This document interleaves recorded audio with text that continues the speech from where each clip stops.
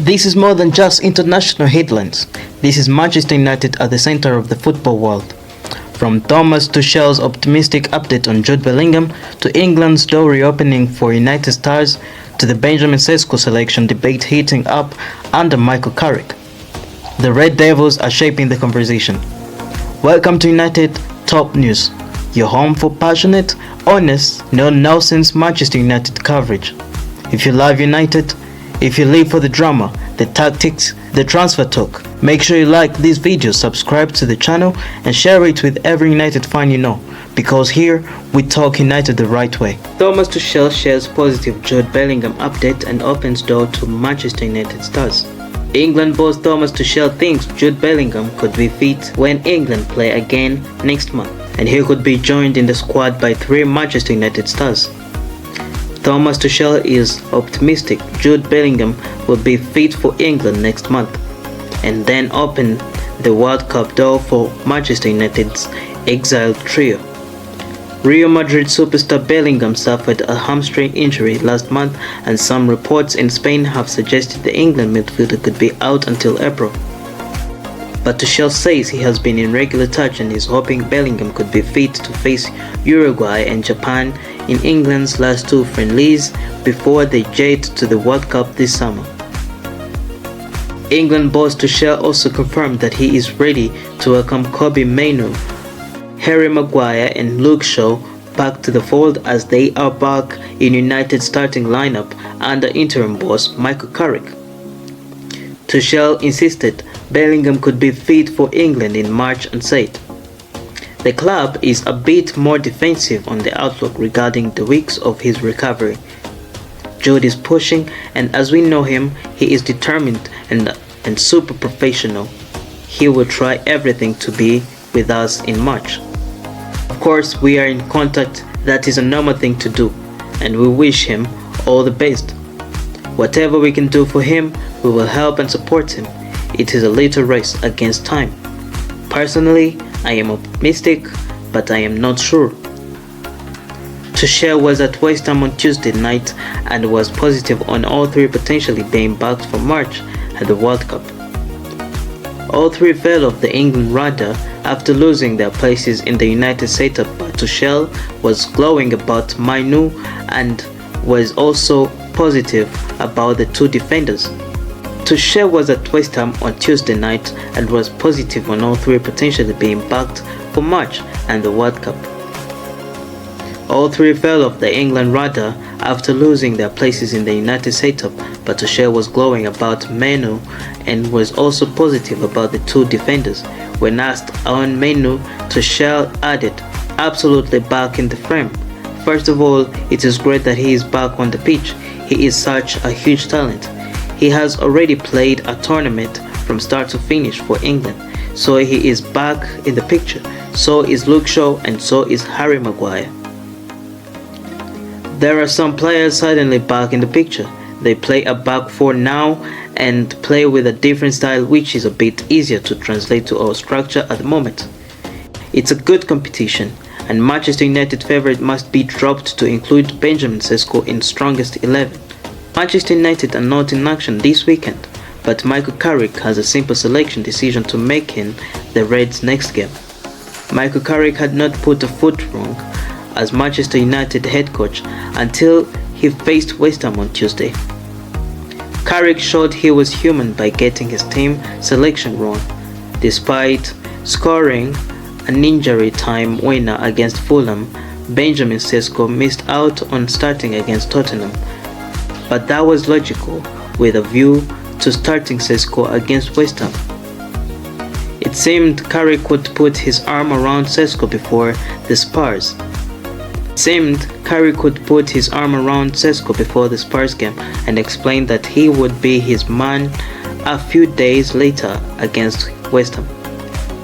It seemed Carrick would put his arm around Sesko before the Spurs game and explained that he would be his man a few days later against West Ham. United were set to play 2 games in 4 days, and Sesko deserved a reward for a string of strong performances. Starting him at the London Stadium made sense. However, Carrick picked an unchanged team for a third game in a row, sticking by the strikerless attack of Ahmad, Bryan Mbeumo and Matthias Cunha. The 44-year-old thought, why change something if it's not broken? But every game is different and West Ham's shape was difficult to penetrate. Ahmad, Mbeumo and Cunha were hardly involved in the first half. Ahmad was the worst performer of the trio and he was the obvious candidate to hook at the interval to introduce Sesko to the game.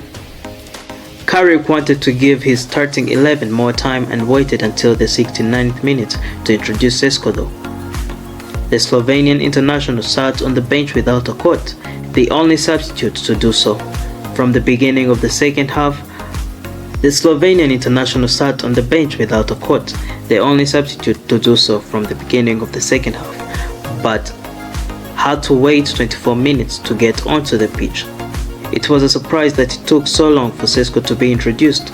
Casemiro played a lofted pass to Bruno Fernandes before the hour mark, the kind of ball only a striker can bring down, and perhaps that was the final straw. Sesko's spectacular of the pre-game opinion that he should have started. The goal gets better every time you watch. The technique for the volley was exquisite. Carrick heaped praise on Sesko, saying it's an unbelievable finish from the angle to generate that, to get it on target, to finish it. It's some goal from him. He's capable of that, Ben. He's done it over time. It's not that he's just suddenly burst on the scene. He's been doing it. He's proven that he can score goals as well. He's been doing it in training for us as well. It's not surprising, to be honest. I think that's what he does. It's what he's good at. But certainly to actually do it and to feel it. He did it with the last one against Tottenham. Tonight, a little bit different with the emotion of the game, but certainly important and a big moment for him and us.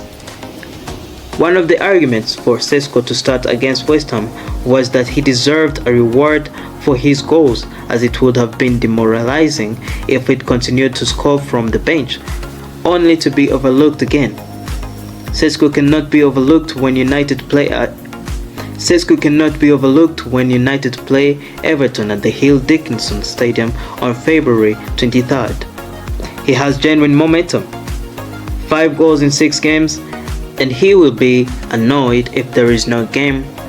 5 goals in 6 games and will be annoyed for there is no game to play this weekend. United have a 13-day break between games after crashing out of the FA Cup at the first hurdle against Brighton. That break does not do Sesko, who will be chomping at the bit to start, any favors, but he's been in such strong form that it might not make a difference. Which forward moves to the bench to make way for Sesko will be the debate in the build-up to Everton, although it should be a choice between Cunha and Ahmad, given Mbeumo is the leading goal scorer. Ahmad stayed on the pitch at the London Stadium, while Cunha was replaced by Sesko, but Ahmad's overhead pass to the back post as United chased an equalizer summed up his performance. You have to nitpick to make a case to move either Cunha or Ahmad to the bench. Having said that, the latter hasn't been at his best, failing to record a goal involvement since he returned from AFCON. In the same games, Cunha recorded an assist against Manchester City and scored against Arsenal and Fulham. The Brazilian's goal at the Emirates sealed a special victory. The numbers and eye test suggest Ahmad should lose his place in the team to Sesko, who has made himself impossible to ignore.